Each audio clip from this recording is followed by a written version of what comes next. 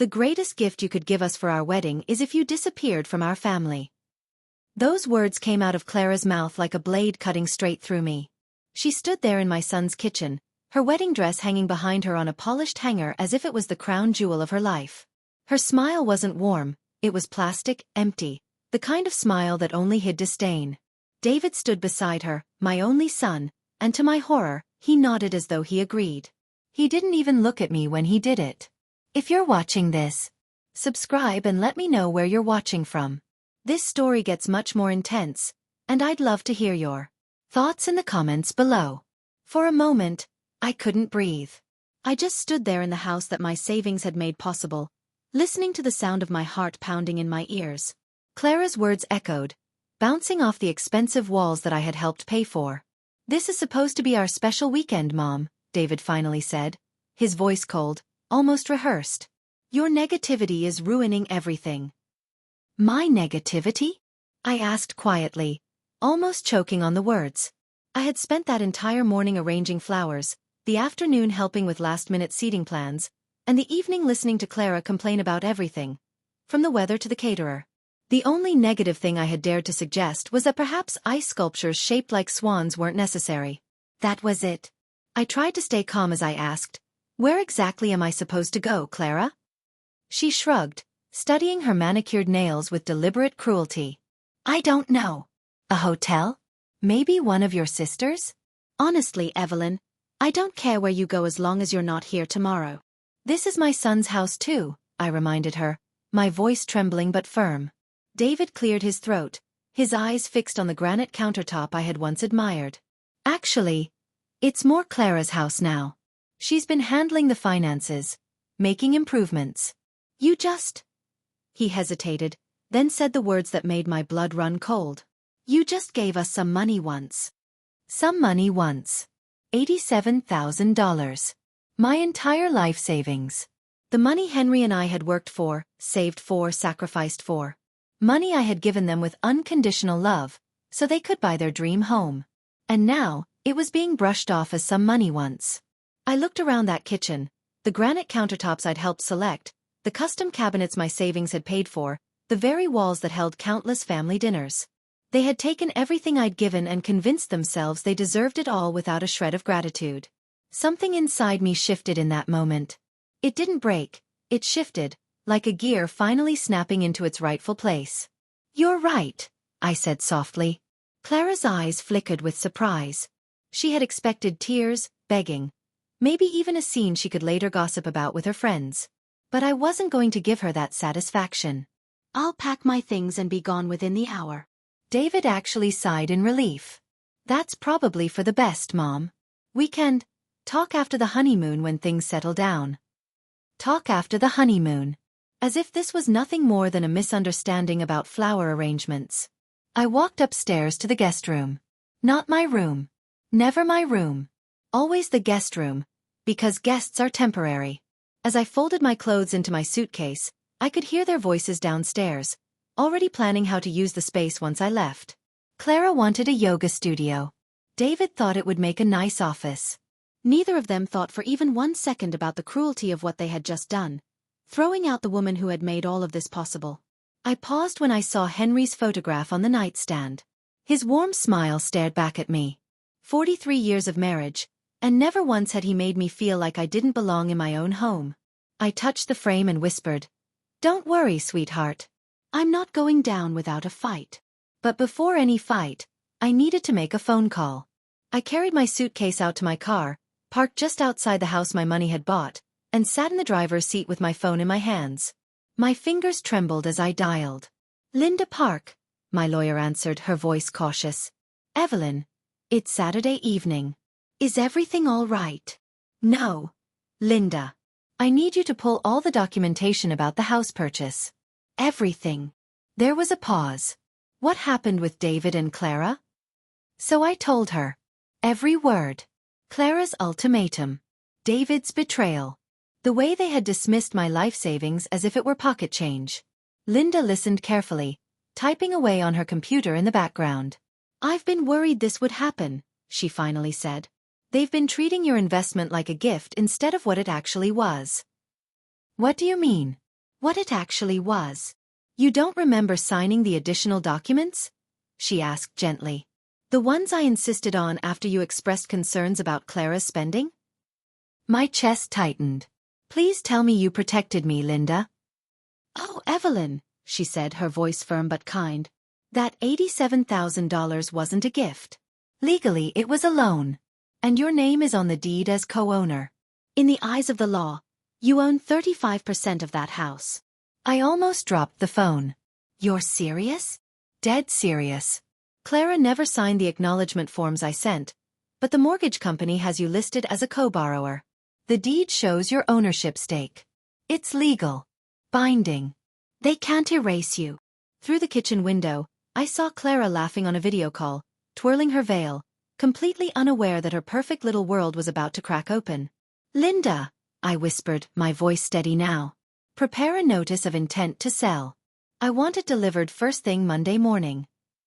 Evelyn, are you sure? I looked back at the house that held my broken heart. I've never been more sure in my life. They want me to disappear? Fine. But I'm taking my 35% with me. I sat there in my car for a long time, staring at the glowing screen of my phone after hanging up with Linda. My hands were shaking, but not from fear anymore. It was something else. Something I hadn't felt in years. Control. I had let David and Clara make me feel like a burden for months, but suddenly the balance of power had shifted. They thought I was disposable. They thought I had nowhere to go. But they were wrong. Dead wrong. The street was quiet, only the sound of crickets and the faint laughter of Clara echoing from the kitchen window. She was still parading around in her wedding dress, twirling in front of the camera, probably showing her mother every angle of the gown I had helped pay for. The sight made my stomach twist. I remembered when David was little. Back then, his smile was my whole world. I'd watch him play in the backyard for hours, and Henry would always say, "That boy will never forget how much you love him." I had believed it. But now, seeing him uncork champagne while I packed my bags, I realized Henry had been wrong. My throat tightened, and I whispered into the empty car, "How did we get here, David?" The truth was, it hadn't happened overnight. It had been little by little, piece by piece. The first time Clara rolled her eyes when I gave advice. The first time David ignored my call because he was busy. The first time they accepted money from me without even a thank you. Every small cut had added up until I was bleeding out in silence. And now, the wound was wide open. I took a deep breath, forced myself to focus. I wasn't going to cry anymore. If I cried, I'd lose. I had cried enough in that house, behind closed doors where no one cared. Tonight was different. Tonight, I was making moves. I dialed another number. Sunset Gardens Country Club, "This is Jessica," a cheerful voice answered. "Hi Jessica, this is Evelyn Grant. I need to speak with your catering manager about tomorrow's wedding reception." There was a pause, then a rush of excitement. "Oh, Mrs. Grant. How exciting. The wedding's tomorrow, isn't it? How can I help you?" I smiled bitterly in the dark. "Yes, about that. I need to cancel the reception." Silence. Then, "Cancel? But ma'am, it's less than 24 hours away. The food is prepared, the staff is scheduled." "I understand," I said calmly. "And I'm prepared to pay the cancellation fees. The thing is, I'm the one who signed the contract. The deposit is mine. I believe that gives me the right to make changes." I could hear papers shuffling. Yes, the contract is under your name with your credit card, but surely you'd want to discuss this with the bride and groom first?" "No need," I said, watching Clara through the kitchen window as she posed with her veil. "I'm simply honoring their wishes." When I hung up, I leaned back in the seat, my heart pounding. For the first time in years, I wasn't just existing. I was acting. By the time I checked into the Hampton Inn across town, it was close to midnight. I kicked off my shoes, ordered room service, and stared at the ceiling in silence. The sheets smelled like bleach and comfort. It wasn't home, but oddly, I felt freer than I had in months. At 11:47 p.m., my phone rang. The screen lit up with David's name. My chest tightened, but I answered. "What did you do?" Clara's voice screeched so loud I had to pull the phone away. I muted the TV, keeping my tone steady. I honored your request, Clara. You wanted me gone, so I disappeared. The country club called, she shrieked. They said you cancelled our reception. Our wedding reception. Evelyn, there are 200 people expecting dinner tomorrow. I'm sure there are, I said, stretching out on the bed. That does sound like a problem. David's voice replaced hers, panicked and sharp. Mom, this is insane. You can't just cancel our wedding because you're upset about sleeping arrangements. I didn't cancel your wedding, sweetheart, I said evenly. You can still get married. I just canceled the part one was paying for. The part that was costing me $14,000. Silence. Heavy, weighted silence. I'd never told them the cost. Never once. Every time they asked, I deflected. Let them believe I was just being generous. That money was no issue. And now, the truth was like a bomb in their hands. 14,000? Clara's voice was faint now, like the air had been knocked out of her. Yes. 14,000. Did you think receptions, flowers, photographers, and bands come free? Did you think money just materialized because you wanted a fairy tale? But we can't tell 200 people there's no reception. David stammered. You're resourceful adults, I said, picking at my dinner tray. I'm sure you'll figure something out. I hear McDonald's caters these days. Clara broke then. I heard the sobs, raw and ugly, spilling through the phone. Once I would have felt guilty. I would have rushed back with tissues and reassurances. But not tonight. Tonight, her tears sounded like justice. How could you do this to us? She wailed. We trusted you. I almost laughed. Trusted me? You literally told me to disappear from your family. I'm simply complying. I didn't mean forever, she cried. I just meant for the weekend. Ah, I said softly. So I was supposed to psychically know that when you said permanently, you really meant temporarily. My mistake. David jumped in, desperate. Mom, please. Let's just talk this out like adults. Come back to the house. We'll figure it out. The house where I'm not welcome? I asked. The house where my presence ruins everything? I don't think so. Clara's voice cut through the line again. Where are you even staying? That's not your concern anymore, is it? I said. You made it clear my living arrangements are my problem. And I've solved them. I could hear them whispering, panicked, frantic.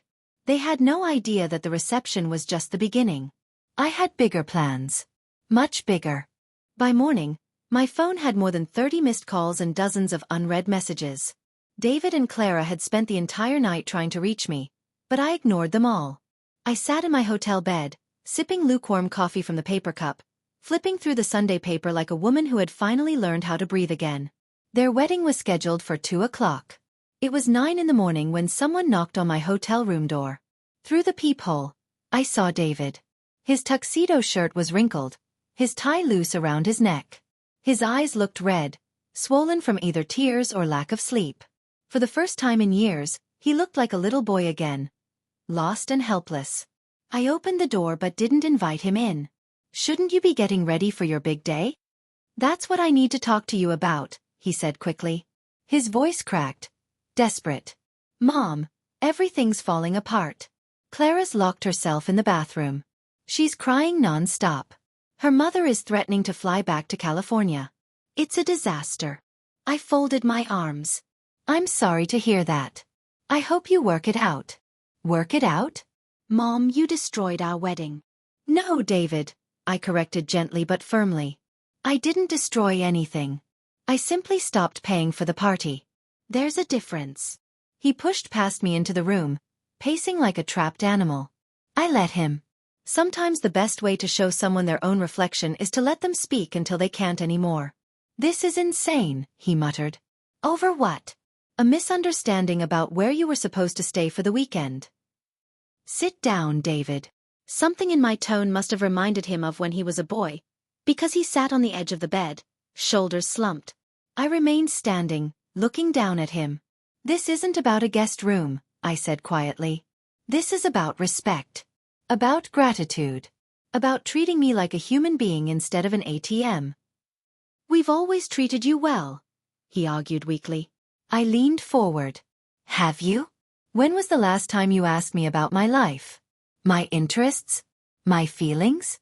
When was the last time you invited me somewhere because you wanted my company? Not because you needed me to write a check. His mouth opened, but nothing came out. I'll wait, I added.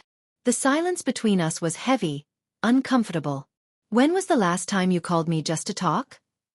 I pressed. When was the last time you remembered my birthday without Facebook reminding you? When was the last time you treated me like your mother instead of your personal bank account? That's not fair, he muttered. Isn't it? My voice hardened. Do you even know how much money I've given you and Clara in the last year alone? A few thousand here and there for emergencies, he said, his voice almost a whisper. $37,000, I said flatly. On top of the $87,000 for your house. That's $124,000, David.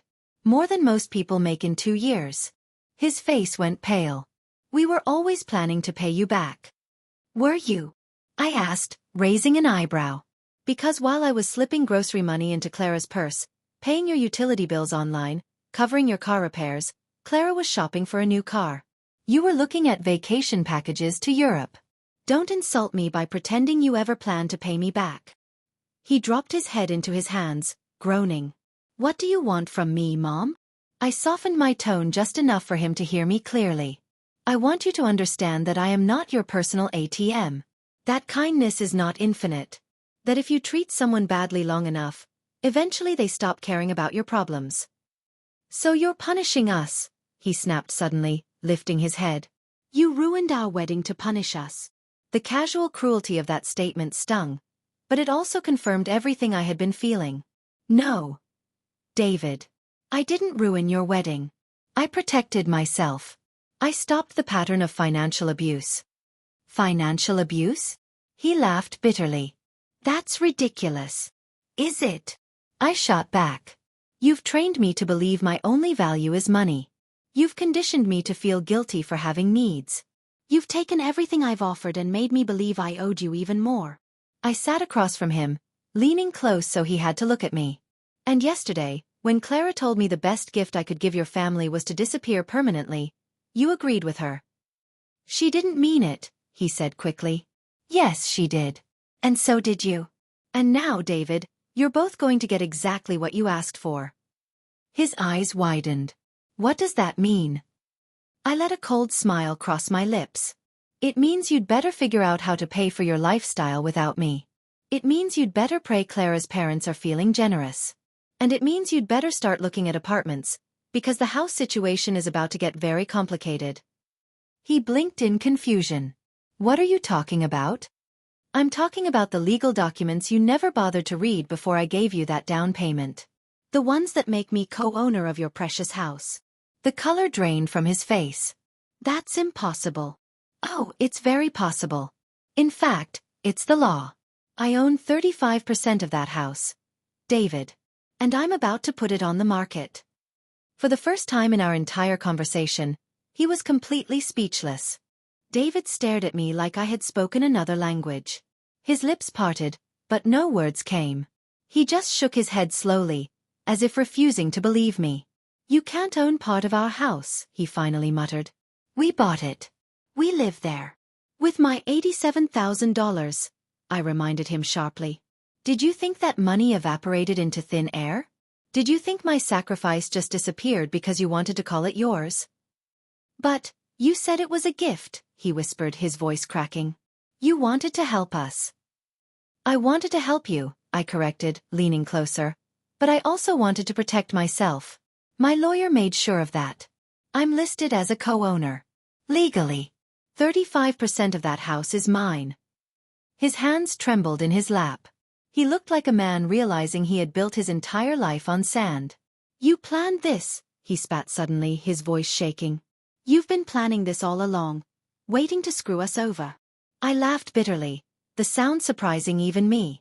Oh, sweetheart, if I had been planning this, don't you think I would have done it before paying $14,000 for your wedding reception? If I were scheming, I would have pulled the plug months ago. But no, I was foolish. I kept giving, hoping you'd appreciate me. Instead, you told me to vanish. So now I will. But not without my share. His face fell into his hands again. So what happens now? Now you have a choice, I said slowly, each word deliberate. You can buy out my 35% at current market value, or we can sell the house and split the proceeds. We can't afford to buy you out, he muttered desperately. The house is worth $300,000 now. That means your share is over $100,000. I leaned back in my chair, folding my arms. Yes, I know. That's why I have money, and you're always broke. His head snapped up, his eyes flashing with hurt and anger. We're not broke. Yes, you are, I said coldly. Your combined income is $8,000 a month. Your mortgage is $2,400. Add car payments, credit cards, utilities, groceries, and Clara's shopping. Don't talk about her like that, he interrupted. Why not? It's the truth. You're living beyond your means every single month, and I've been covering the difference. Who did you think was paying when the electric company threatened to cut you off? Who did you think was covering those car repairs, the insurance, the endless little emergencies?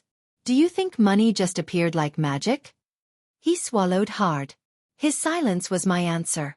David, I said softly, almost like I was speaking to the little boy who used to hold my hand. For years I've been giving and giving, while you two took and took. And when I finally dared to exist as more than a wallet, your wife told me to disappear. His voice cracked. Mom, please, don't do this. Don't do what? Don't protect myself? Don't use my legal rights? Don't finally stop letting you walk all over me? Before he could answer, the hotel phone rang. I reached over and answered. Hello. Mrs. Grant, this is Jessica from Sunset Gardens, came the polite voice on the other end. I have the bride's mother on another line. She's asking if the reception can be reinstated. She says she'll pay all the costs if you allow it to proceed. I glanced at David, whose face lit up with desperate hope. That's very generous of her, I said into the phone, my eyes locked on my son. But I'm afraid that won't be possible. Mom, please, David whispered, reaching for me. I held up a hand to silence him. Jessica, tell her the cancellation stands. And please send the final bill here to my hotel. I'll settle everything. Yes, ma'am, Jessica replied, sounding unsure. When I hung up, David's face crumbled. Her mother was willing to pay $14,000 to save our reception. Why would you refuse? Because, David, I said slowly, this isn't just about money. This is about consequences. Clara wanted me gone. She wanted me erased from your life. Well, she got her wish. And now she'll face what life looks like without me cleaning up her messes. He stood abruptly, pacing the room, running his hands through his hair. This is going to destroy us. We'll lose everything. No, I said calmly. You won't lose everything. You'll just lose the illusion that everything is free. You'll finally learn what it means to stand on your own 2 feet. He turned toward me, his face a mix of anger and desperation. You're really going to force us to sell our home? I'm going to exercise my rights as a co-owner, I answered firmly. What you and Clara do with that information is up to you. For a long time, he didn't speak. He just stood there, breathing heavily, the weight of reality pressing down on him. Then, without another word, he left the room, probably to deliver the news that would ruin Clara's perfect day. As the door clicked shut behind him, I felt a strange calm settle over me. 4 years, I had been their safety net. And now, for the first time, I had finally let them fall. 20 minutes after David stormed out of my hotel room, my phone rang again. The screen flashed Clara's name, and for a moment I considered ignoring it. But something inside me told me to answer. Evelyn, her voice was broken, almost unrecognizable through heavy sobs. We need to talk. No, Clara, I said firmly. We don't. You made it very clear yesterday that talking to me wasn't something you were interested in doing. I was upset, she cried. I was stressed about the wedding. I didn't mean what I said. I stared at the ceiling, my grip tightening on the phone. Of course you were upset. It must be exhausting pretending to tolerate someone you clearly despise. I don't despise you, she shouted, her voice cracking. You're David's mother. Your family. I closed my eyes. Yesterday, you told me the greatest gift I could give this family was to disappear permanently. Today you're calling me family. Which one is it, Clara? The sound of her crying filled the line. Once that sound would have pierced me with guilt, made me rush over with tissues and hugs. But now, all I felt was a strange distance, like I was finally seeing her for who she really was. Evelyn, please, she begged. I'll do anything. I'll apologize publicly, her voice cracked. I'll pay you back. I almost laughed at the absurdity. Pay me back? With what money? You don't work, remember? You're a full-time homemaker in a house you couldn't afford without me. I'll get a job, she said quickly, desperation spilling from her words. I'll work anywhere. I'll pay you back for everything. That's a great idea, I said softly. You should get a job. But let's be real, Clara. You owe me $124,000. At minimum wage. Do you know how long it would take you to earn that? About 6 years. And that's assuming you never spent a cent of it on food, rent, or anything else. Does that sound realistic to you? Her sobbing grew louder. It was the sound of reality sinking in, the sound of a woman who had built her entire life on someone else's sacrifices, suddenly realizing that support was gone. By 4 in the afternoon, they had called me 16 more times. I didn't answer a single one. Instead, I sat in the hotel restaurant with a plate of pasta in front of me, watching the local news on the TV above the bar. The headline made me smirk despite myself. Wedding disaster at Sunset Gardens. The reporter didn't mention names, but the footage spoke for itself. Clara, in her wedding dress, was standing on the steps of the country club, her makeup streaked from tears. Guests hovered awkwardly in the background, confusion etched across their faces. The fairy tale day she had dreamed of, and I had paid for, was unraveling for the whole town to see. Excuse me, a voice interrupted. I looked up to see a woman about my age with perfectly styled gray hair and kind eyes. She looked familiar, but I couldn't place her right away. I'm sorry, I said politely. Do we know each other? She smiled faintly. Helen Ross. I'm Clara's mother. Ah, that explained the resemblance in the eyes. She gestured to the empty chair across from me. May I sit? I hesitated for a second, then nodded. Go ahead. Helen sat down with the kind of poise only a woman who had survived decades of family crises could have. She folded her hands neatly on the table and looked at me. I wanted to thank you, she said softly. That was not what I had expected. Thank me? For what exactly? For showing my daughter who she really is. I tilted my head, studying her carefully. She didn't look angry, and her voice wasn't sharp. If anything, she looked sad. I've been worried about Clara for years, Helen continued, her voice steady. Her entitlement, the way she treats people she thinks are beneath her, her complete lack of gratitude. I kept hoping marriage would mature her. But today, watching her treat you, the woman who made her life possible, like trash, I realized how far gone she really is. The waitress brought Helen a cup of coffee. She stirred it absent-mindedly before taking a sip. I offered to pay for the reception, not because I support Clara's behavior, but because I felt responsible for the 200 guests who were inconvenienced. But you were right to refuse. Was I? I asked quietly. Yes, she nodded firmly. My daughter needed to face consequences. Real consequences. The kind you can't fix with daddy's money or mommy's connections. Her blunt honesty caught me off guard. There was something oddly refreshing about her words. She called me hysterical about the house situation, Helen went on. Demanded that I loan them money to buy out your share. And do you know what I told her? Absolutely not. If she wanted to own a house, she should have treated the co-owner with respect. For the first time that day I smiled. A woman after my own heart. Helen reached into her purse and pulled out a business card, sliding it across the table toward me. I'm flying back to California tomorrow. But if you ever want to talk to someone who knows what it's like to love an ungrateful child, call me. I stared at the card for a long moment before slipping it into my pocket. After Helen left, I sat alone with my thoughts. My phone buzzed relentlessly on the table. More calls, more texts, more desperate pleas from David and Clara. But I ignored them. For once in my life, I wasn't jumping to fix everything. I hadn't decided what my endgame was yet. I could force a sale and watch their world crumble. I could let them try to buy me out, though I doubted they'd manage it. Or I could simply hold on to my stake forever, reminding them with every bill and every tax payment that I was not going anywhere. 4 years, they had treated me like I was disposable. And now, they were finally realizing that I was the one piece they couldn't throw away. The next morning, my phone rang again. I glanced at the caller ID and sighed. This time it wasn't David or Clara. It was an unknown number.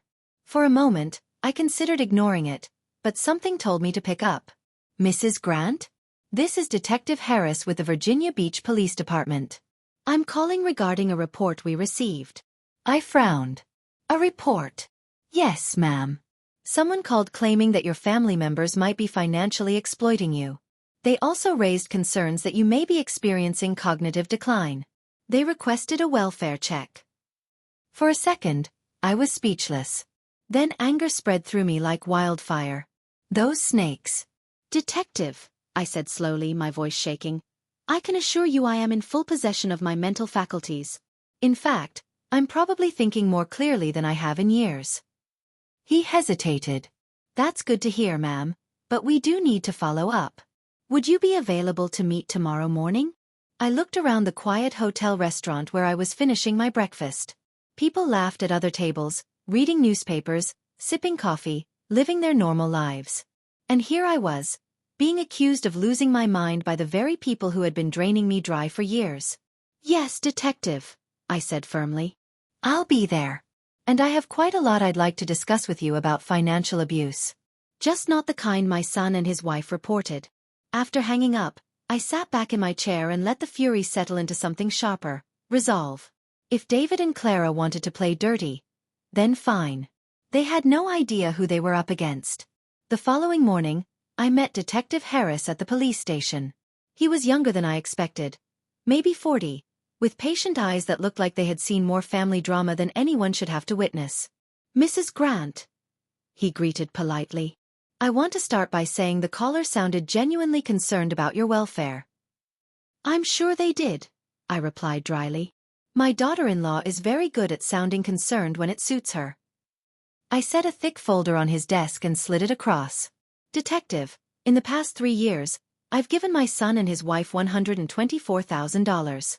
Would you like to see the documentation? His eyebrows rose as he flipped through the papers.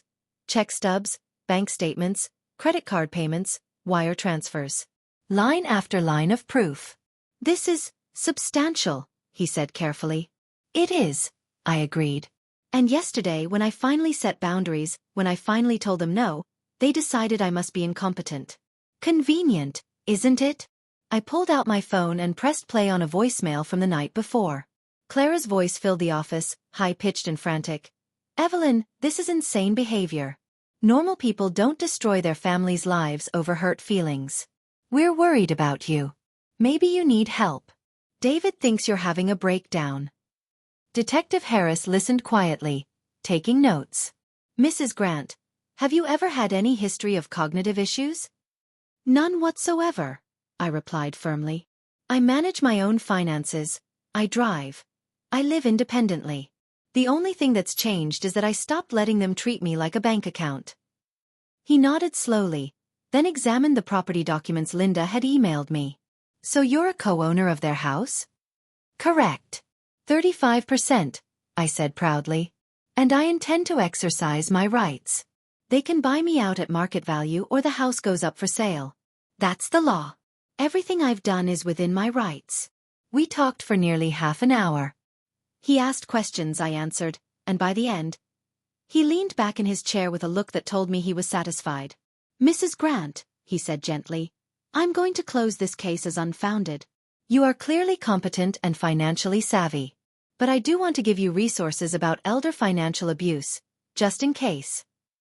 Thank you, Detective, I said with a small smile. But I think I've finally learned how to handle abuse all on my own. When I left the station, my phone buzzed again. David. Mom, he said the second I answered, his voice tight. The police called. They said they're not pursuing the welfare check.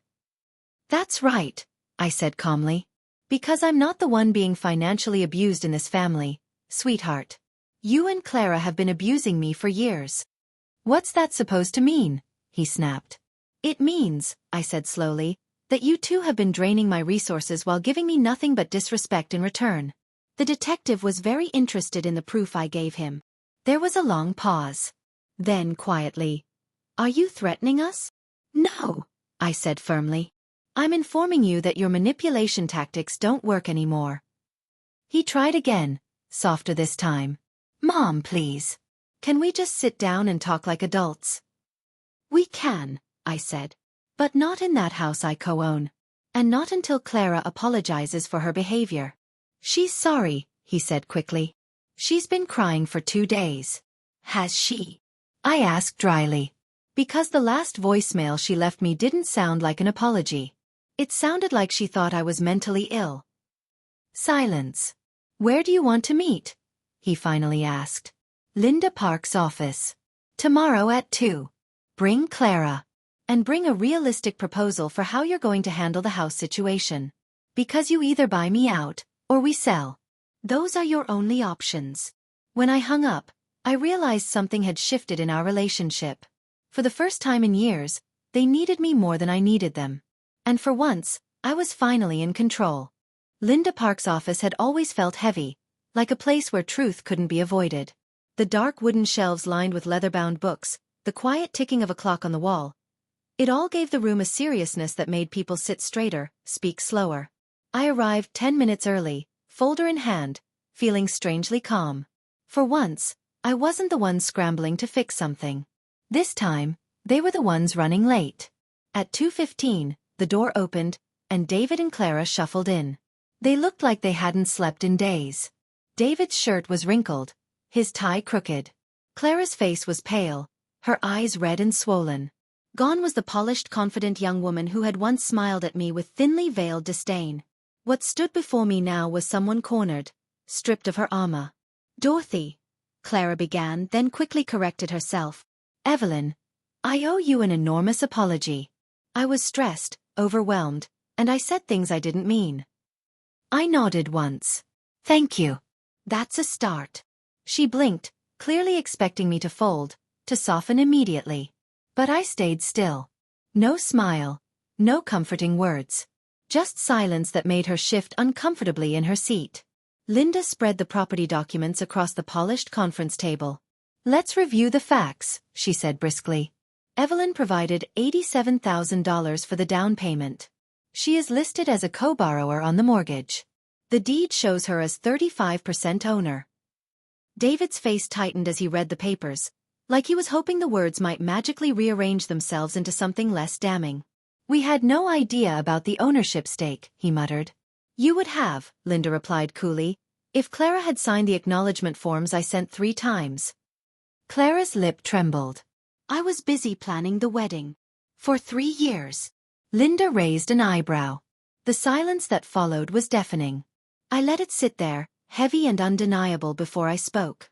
"The question now," I said softly, "is how we move forward. I have a proposal."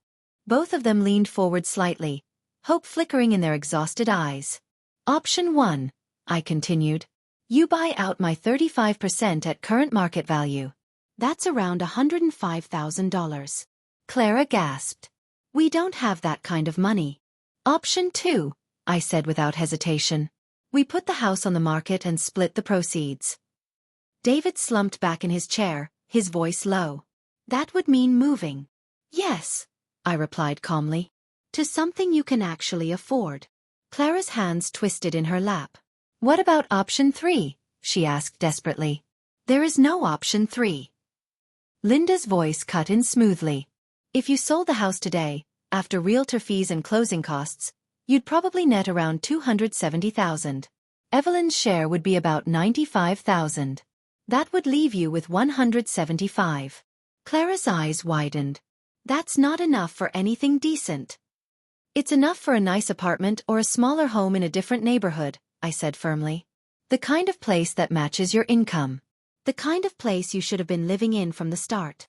David rubbed his temples, his voice cracking. "Mom, is there any way we could work out a payment plan? Maybe pay you monthly until we've bought out your share." I'd been waiting for this. "At what interest rate? With what collateral? You've already proven you don't honor financial agreements." Why would I trust you with another 100,000? That's not fair. Clara burst out. Isn't it? I shot back, my voice sharp. You already owe me 37,000 in emergency loans that you never once intended to repay. And you call me unfair? Tears welled in her eyes, spilling down her cheeks. This is going to destroy us. No, Clara, I said, my voice soft but unyielding. This is going to force you to live within your means. For the first time in your adult life. But what about our credit? Our reputation? She sobbed. I almost laughed. Your credit? Your credit is already a disaster. You've been late on every bill for months. I know, because I've been covering them. As for reputation? Maybe you'll finally learn that appearances aren't worth destroying relationships over. Linda cleared her throat, her voice steady. Evelyn has every legal right to force a sale. She's being more than generous by offering choices.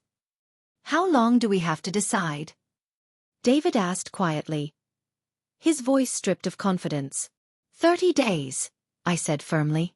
That should give you enough time to explore your options. As we gathered our things, Clara reached out suddenly, grabbing my arm. Her grip was shaky, almost childlike. Evelyn, please, she whispered. I know I hurt you, but we're family. Doesn't that count for something? I looked at her hand, then at her tear-stained face. For a moment, I saw not the arrogant woman who had told me to disappear, but a frightened girl who had never truly learned how to live without being carried. Clara, I said softly, pulling my arm free, family is supposed to count for something. That's exactly the point. The silence that followed carried more weight than any argument could. 2 weeks into the 30-day deadline, I got an unexpected knock on my hotel door. When I opened it, Helen Ross stood there, a bottle of wine in one hand and a determined look on her face. I hope you don't mind me stopping by, she said warmly. I got your hotel information from Linda Park. I hesitated, then stepped aside. Come in, Helen. She settled into the only armchair, crossing her legs with practiced elegance. I came to check on the kids, she said, sighing. And to talk to you. I poured us both a glass of wine, curiosity tugging at me. How are they doing? Terribly, Helen admitted. Clara's having daily panic attacks. David's working overtime, desperate to find a loan. They're fighting constantly. The house feels like a war zone. I sipped my glass slowly, waiting. I half expected her to plead with me, to ask me to reconsider. But she didn't. Instead, she looked me straight in the eye. Evelyn, I didn't come here to beg you to forgive them. I came here to tell you something you need to know about my husband. About Clara's father. That caught me off guard. Go on. Helen leaned back, her eyes far away, as though she was sifting through decades of memories. Richard spoiled Clara from the day she was born. Every tantrum was rewarded. Every mistake was cushioned. Every failure was someone else's fault. When she was 16, she totaled her car driving drunk. Instead of letting her face the charges, Richard hired the best lawyer money could buy and got her record wiped clean. That's who she is. That's who he made her. I stayed quiet, letting her words sink in. Helen's voice softened. I spent years hoping marriage would teach her responsibility, that being with David would settle her down. But it hasn't. If anything, it's made her worse. She's used to someone else fixing her problems. And now that you've stopped, she's falling apart. She reached into her purse and pulled out a check. She placed it on the table between us, but she didn't push it toward me. Clara asked me to give you this, she said. $25,000. A good faith payment, she called it. She thought it might buy her some time with you. I stared at the check, then back at Helen. And what did you say? Helen smiled sadly. Then, in one smooth motion, she tore the check in half. The pieces fluttered onto the table like confetti from a party no one wanted to celebrate. I told her I wouldn't enable her anymore, Helen said firmly. That money came from Richard's life insurance policy. I'd been saving it for Clara's inheritance. But I realized giving it to her now would just repeat the same cycle, throwing money at her mistakes so she never learns. I looked at her, surprised by her honesty. That must have been hard. It was, Helen admitted. But watching her scream at me, demand money she didn't earn, I finally understood what you've been living through. Evelyn, Whatever you decide about the house, you have my full support. Even if it means they lose their home. Even if. I repeated. Especially then, she said, her voice steady. Maybe having to start over will finally teach her what work and gratitude mean. Her words sat heavy in the room long after she left. For 3 years, I had been Clara's enabler just as much as Helen and Richard had been.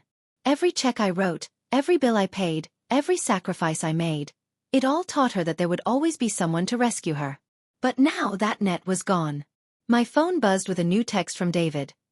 Mom, we've been approved for a home equity loan that would cover $60,000 toward buying you out. Can we meet to discuss partial payments for the rest? I stared at the message, conflicted. On one hand, it was more effort than they had ever shown before. On the other, borrowing against the house to pay me off was just another way of sinking deeper into debt instead of learning responsibility. I typed back. We can discuss it. But I want to see a complete household budget. A realistic one. I want to see exactly how you plan to pay off all your debts, not just mine. The reply came almost instantly.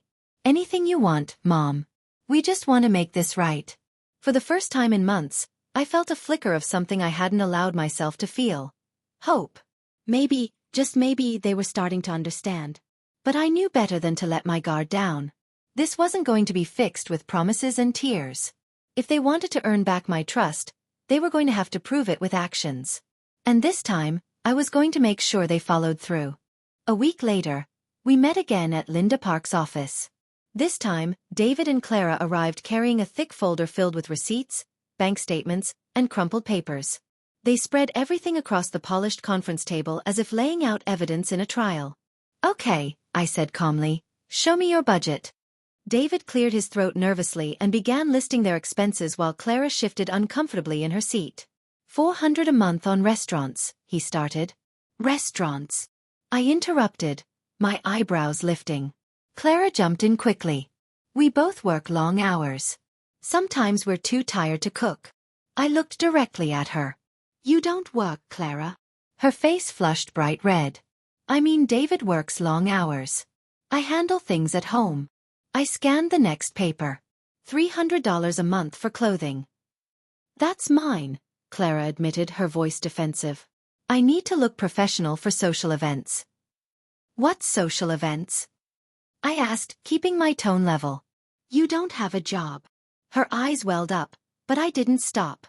I moved down the list. $200 for premium cable and streaming services. $150 for a gym membership. And $800 a month in credit card minimums. David shifted uncomfortably. We had some unexpected expenses. I looked up sharply. No, you had vacations and shopping sprees. There's a difference. Clara leaned forward, her voice breaking. We're trying, Evelyn. That's why we applied for the home equity loan. If we use that to pay off the credit cards, we can lower our monthly expenses. It's a smart move. I shook my head slowly. No, Clara. Borrowing against the house to pay off credit cards isn't smart. It's digging a deeper hole. What happens when you run those cards up again? We won't, she whispered desperately.